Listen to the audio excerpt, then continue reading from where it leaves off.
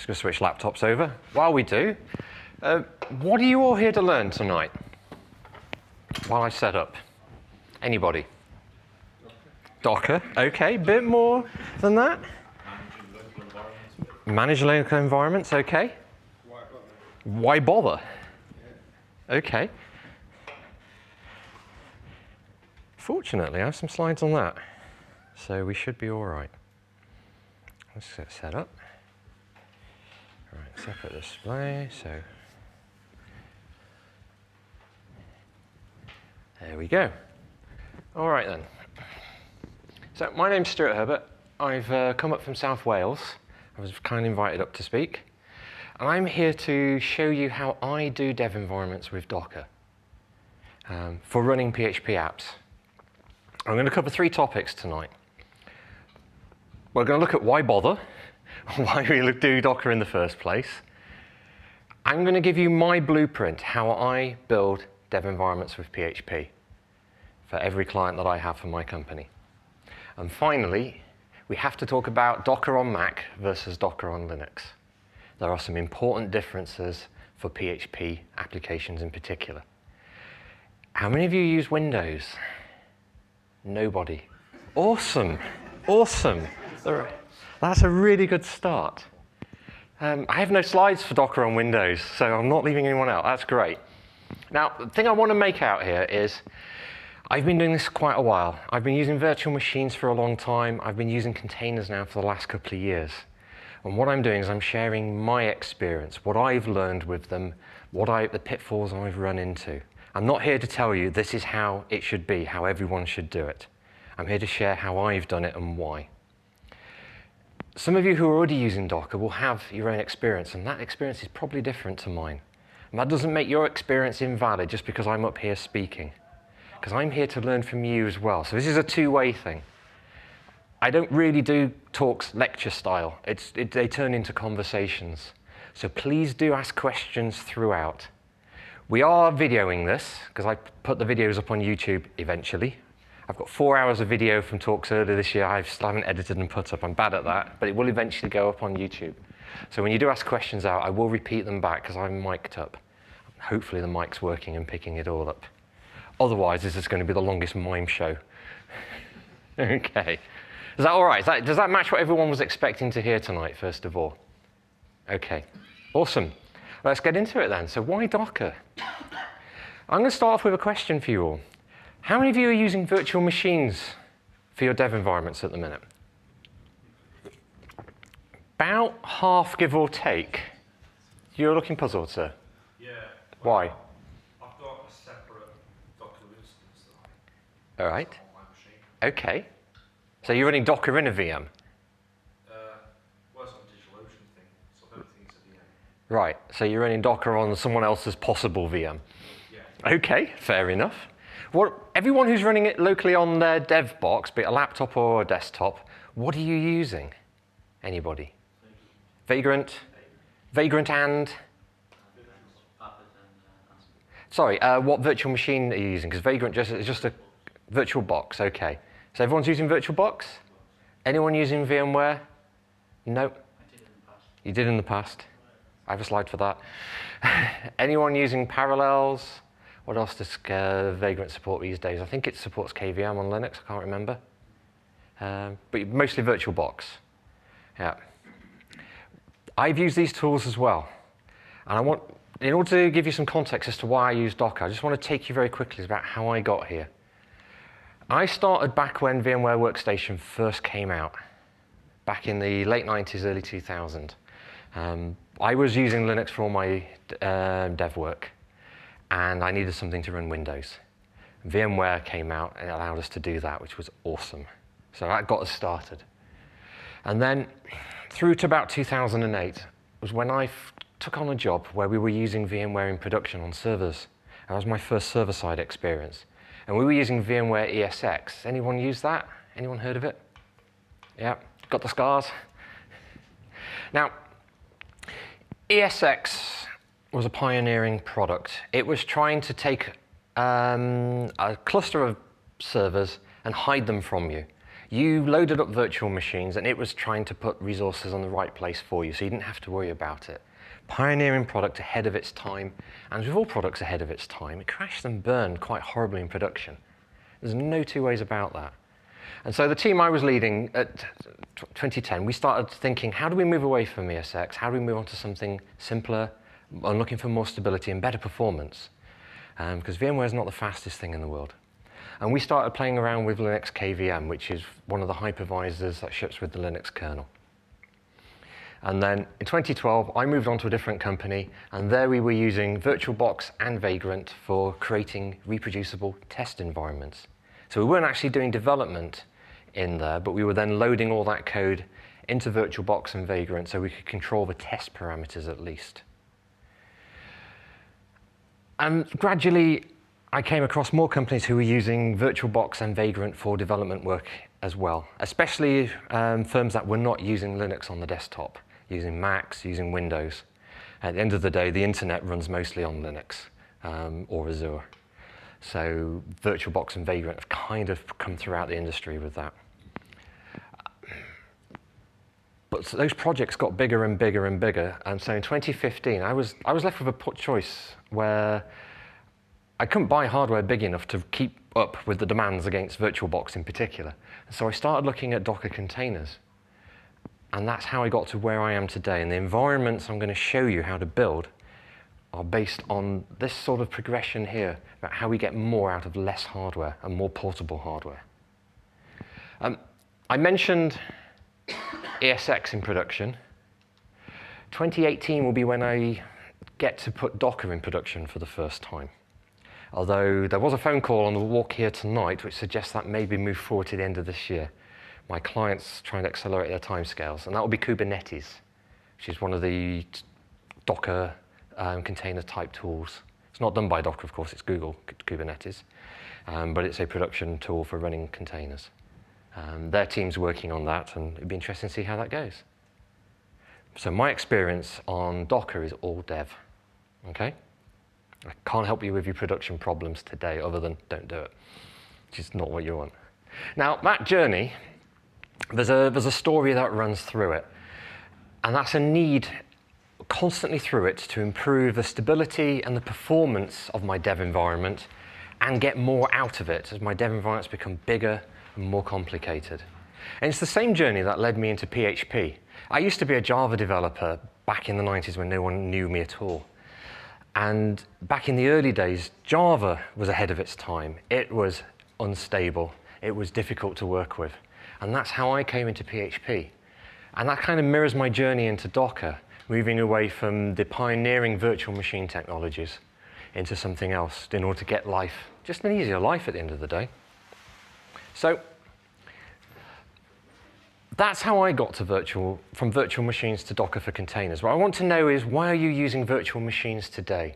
Why aren't you just doing development directly on your host operating system? What's making you or driving your need to use virtual machines? Anybody? Well, you might mess your machine up. Might mess your machine up, okay. Parity with production. Parity with production, okay. Anybody else? Any other reasons? Working with multiple clients, requirements. Multiple clients, multiple projects, yeah. Different requirements.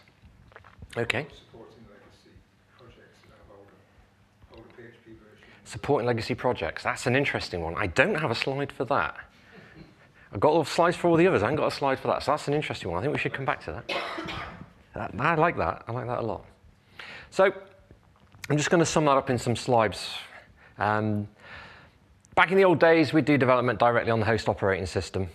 And I'm old enough to have worked in the pre-web industry. Might not look it, but I joined before we had the commercial web. Then the web came along, and we ran browsers, and we built websites on our Linux boxes, on our Sun boxes, and our Solaris boxes back in the day. But the web changed everything from software projects. See, in the old days, you didn't get to build new software pre-web. You were hired to maintain existing software and keep plates spinning. You deployed it, because all deployments were manual. You didn't get to create software unless you've got 10, 12 years experience in the industry. Today, it's completely different. We create software, hand it off to a client. It's almost disposable software.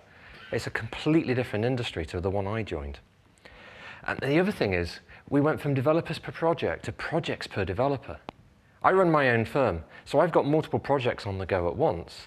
You mentioned needing different clients and different environments. Yeah? That's the way the world's gone today. Smaller teams dealing with more projects simultaneously. And one of the things we need for that is isolation. That's a bit dark. It looked great when I tested it originally. But we want to isolate our projects from each other and from our host. And that's where people started using virtual machines, is to create that isolation. As you all know with virtual machines, they're great. You start them up, they're a container, you do all the work inside them, and afterwards you shut them down, and your host operating system stays intact. It's really hard to mess it up. There's a problem with virtual machines. Does anyone disagree with that? No? They're slow. Some virtual machine technologies are better than others. KVM's one of the faster ones, but VirtualBox is slow. VMware is slow, but at least it's absolutely rock solid these days. Parallels tries to be fast, and I haven't used it for many years, but when I did use it, it was fast with no seatbelts. But what did we do about that? Many developers just move their work into the virtual machine. They full screen the virtual machine, where at least everything ran at the same speed. You didn't notice those two speed differentials, and you kind of got used to it. It's like the toad you put in water, a frog in water, and you slowly boil it. You heard of that one? You get used to it, you get acclimatized to it. But it's still slow. But the other problem we've got with virtual machines is, especially if you're delivering into companies with their own IT departments or their own tech teams, and you go through staging environments and production environments, and you want to eliminate bugs when from your deliveries, you want alignment. You want alignment throughout all your different environments. You want your dev environment to be representative of staging and production. It may not be the same size, but that's what you want. And that means you've got to take one virtual machine and run several. If you think of a deployment on AWS, if you've got an elastic load balancer with a couple of servers behind it, and then you've got a separate MySQL or RDS you're using for databases, you're up to 3 or 4 simulated machines there and then, straight away. And to fit all that onto a laptop, especially as we've all moved away from more powerful desktops onto less powerful laptops, you just got loads of slow. Yeah? How many of you develop on a laptop? Most of you. How many of you are lucky enough to have a nice, powerful desktop to develop on? Just the one. So when you're doing real work, the difference between even a $4,000 laptop like this and a $1,000, $2,000 desktop is huge. These things have underpowered CPUs. They don't run the same speed. They've got more thermal throttling. They don't have the assistance of high-powered built-in GPUs to offload your browser. And if you use Firefox, you'll be able to take advantage of that shortly. Chrome already does it. These machines are not built for heavy workloads. So if you run 4 virtual machines on there, you've got a lot of things fighting with each other for very limited resources. And you move away down to the lower-end laptops, and you don't even have 4 CPU cores. You've got 2 CPU cores. My Ultrabook has 2 CPU cores. It's got hyper-threading, but honestly, it's faster if you switch that off half the time. So you've got 2 CPU cores, and you've got 4 things that think they're real operating systems fighting for access to it. The resource contention is really high. And that's where containers comes in. Because with containers, we can take our virtual machines, and we can swap them out for an equivalent set of containers, which is what we're going to do. But we can add more containers. We can easily run 15, 20, 30 containers on a box, and it doesn't matter. Because it's just like running them on your host operating system, except they're isolated, so you're not going to mess up your host operating system. Because at runtime, containers are lightweight. They can be quite large to download. There are things you can do with that, and there's pros and cons for going down that, but that's a different talk. But because they're small and lightweight at runtime, they scale better than virtual machines. It's just like having the same amount of processors running on your host operating system most of the time. And that means they're fast on Linux. We're going to talk about that in a bit. But the other thing as well is containers are much easier to build. How many of you have built your own virtual machine images for developing? A couple people. So where'd the rest of you get them from? Where do you get your VirtualBox images from? What's in there? Who has put what in that image that you have downloaded and put on your machine? Do you know? I wouldn't know. And I used to run a Linux distribution, and I wouldn't know. Trying to take apart an Ubuntu image to see what's in there and track everything down is so much work. You're just not going to do it in reality. It just doesn't happen. And if you're someone who has to work on site at a client, and bear in mind one of the tech employers here in Nottingham is the DVSA government stuff. I've been in that office with my gear. If you're taking stuff on site to a client, you have responsibility to know what you're taking on site and what it's going to do. And if you're a developer and you're going onto client site where you're exposing your equipment to other people's networks and other people's stuff, you need to know what's on there really, because you need to make sure you're clean. The other thing about containers is you can ship them. One of the things with Docker, a lot of its benefits come from the ability to actually take a container and give it to the rest of your team. Or give it to the ops team if you're handing over to another group to run it. And the advantage there is they're going to run what you developed, byte for byte. So containers are a unit of delivery. They're really handy. Now, I am trying to sell containers a bit because after 2 years, I'm never going back to VMs. I have and will continue to turn work down where the client says, oh, but you must use Vagrant and VirtualBox, or Vagrant and another thing. It's like, no, thank you. I don't want that hassle anymore. Life's too short to be waiting around for virtual machines. Containers are so much better. They really are. So yeah, I'm a bit of a believer. Freely admit that. But if you look at all the tweets I've had with Docker over the years, you'll see that I'm also quite a fierce critic of how they've done things to date, any of you who follow me. But what do you think? A little too hard sell? You're all a bit stunned in a minute. Definitely not.